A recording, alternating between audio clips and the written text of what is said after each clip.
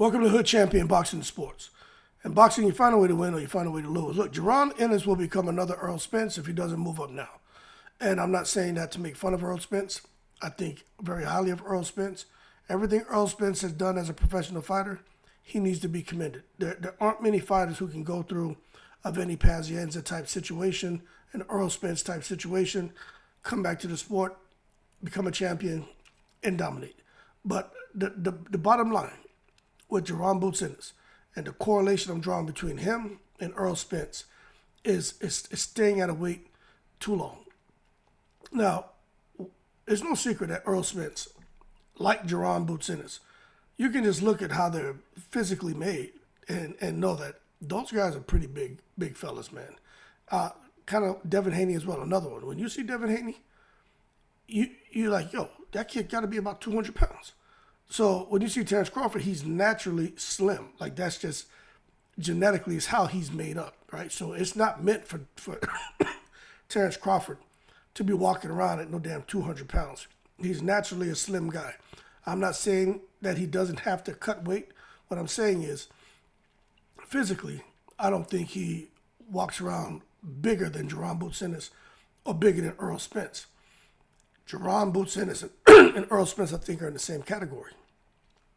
But that being said, when it comes to staying at a weight too long, your body will let you know. And I think for Errol Spence, and I'm not taking away from what Terrence Crawford did. I predicted Terrence Crawford would beat him. I think he stayed too long. Now, I read this article here just talking about weight cut and stuff like that because I'm like, all right, Jaron Boots Ennis in 147, I think he should go fight at 154, forget his title at 147. But I started thinking about this weight. If you're struggling at 147 and you're kind of underperforming, right, because he hasn't been able to put on a Roman Villa type performance in his last couple of fights, that probably has something to do with losing weight. Now, I read this right here, and I thought it was interesting, right, where it talks about trying to understand the science of, weight manipulation. And I was like, this is an interesting read here. So what it says is that, body weight manipulation can be divided into three parts: chronic weight loss, acute rapid weight loss, and rapid weight gain. Now, when it comes to chronic weight loss, through the creation of an energy deficit, where it's saying here that energy intake is less than energy expenditure. Okay, it says body weight is lost from fat and muscle tissue. Okay, now when fighters are cutting weight, this is something that they're doing. Now, chronic weight loss is used several weeks before a fight as a part of a fight camp, right? Next comes acute rapid weight loss, which involves acute changes in body weight within the fight week, which you always hear. Fighters are miserable during fight week. They're cutting the last amount of weight, starving themselves, hot baths. You see a lot of them in sweatsuits, guys just doing crazy shit to try to lose those last couple pounds. It says glycogen content, body water, and gut contents are manipulated, right? This is dangerous. It says with rapid weight loss strategies include reducing the fiber intake in the diet, reducing the sodium intake, reducing carbohydrates, increasing and decreasing water intake, induced sweating, and consuming low volume foods. In some cases, some fighters don't eat or drink. They may take chips of ice, not even that. The last phase is rapid weight gain, which is when the body is rehydrated and nutrients, especially carbohydrates, are replenished. Now, everyone should be able to follow what we just talked about. Chronic weight loss, what they do during training camp, the acute rapid weight loss during fight week, and then rapid weight gain when they rehydrate, right? You hear about these guys rehydrating 10, 15, 20 plus pounds like in Devin Haney's case. I still think that's crazy. But it talks about the health risk. It says, first of all, let's look at the health risk associated with chronic weight loss. With long-term large energy deficits, where we have a high energy expenditure than intake, there's a risk of developing relative energy deficiency syndrome in sport. Now, they call that RED, so I'm referring to it as RED. RED is characterized by negative effects on the athlete's health and performance.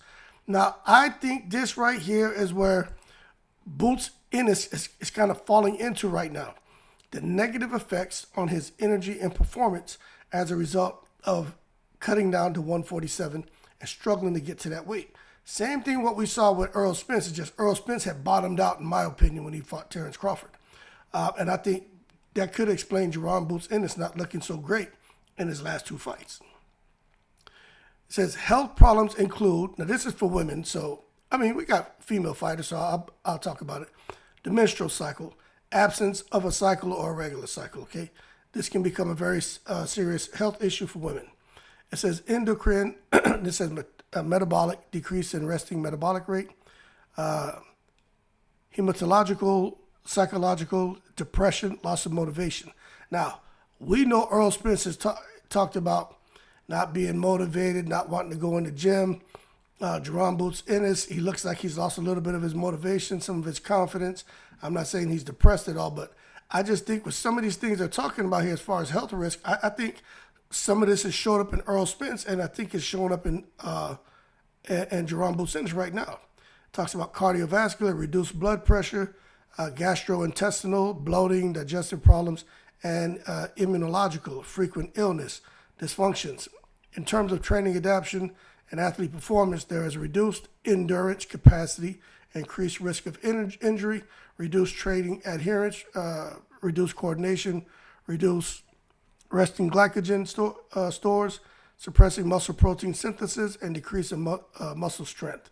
Case studies by Casper, blah, blah, blah. So when you just look at this and you think about the reduced training adherence and Errol Spence and getting hit and losing his balance and can't hit the mitts and just not looking together, the struggle with his coordination. You watch Jaron Boots Ennis throwing punches in his last fight and losing his balance and just looking real amateurish, right? I think this can help. I'm not saying this is the full explanation of why they look that way, but maybe this is kind of pointing us the direction of there's some health risk, some signs of health risk that are showing up in Jaron Boots Ennis, and they were on full display with Errol Spence, and Jaron is going that direction. So everything they say here, man, training adaptation, athlete performance, reduced training adherence, reduced coordination, and the muscle strength, increased risk of injury, endurance capacity being reduced. Those are all things that seem to have shown up with Errol Spence and be showing up with Boots Ennis.